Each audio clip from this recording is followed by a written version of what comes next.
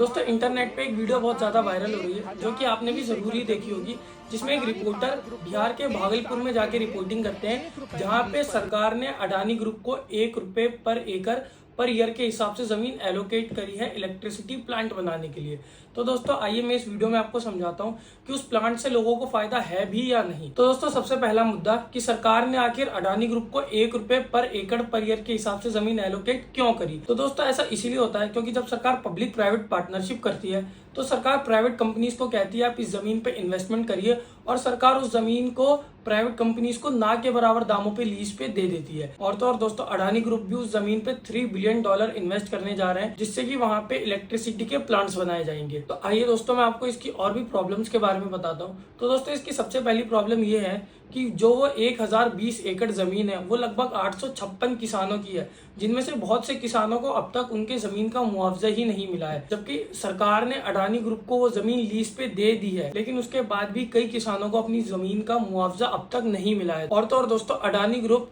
सरकार को 6.075 rupees per unit के हिसाब से बिजली प्रोवाइड करेगा। और तो और दोस्तों एक प्रॉब्लम ये भी है कि आखिर क्यों सरकार अडानी ग्रुप से महंगी बिजली खरीद रही है, जहां एनटीपीसी सरकार को 4.5 से 5.5 रुपए पर यूनिट के हिसाब से बिजली प्रोवाइड करता है, और सोलर और विंड एनर्जी भी लगभग 1.5 से 2.5 रुपीज पर यूनिट के हिसाब से सरकार को मिलती है। वहीं अडानी ग्रुप सरकार को 6.075 रुपीज पर यूनिट के हिसाब से बिजली प्रोवाइड करेगा, जो कि दोस्तों बाकियों के मुताबिक महंगी है, और इसका बर्डन भी दोस्तों आम जनता के ऊपर ही पड़ेगा, क्योंकि लास्ट कंज्यूमर तो जनता ही होती है। तो दोस्तों असली सवाल ये नहीं है कि सरकार ने 1 रुपए पर एकड़ पर ईयर के हिसाब से क्यों जमीन लीज पर दी है, बल्कि असली सवाल तो यह है दोस्तों कि आखिर क्यों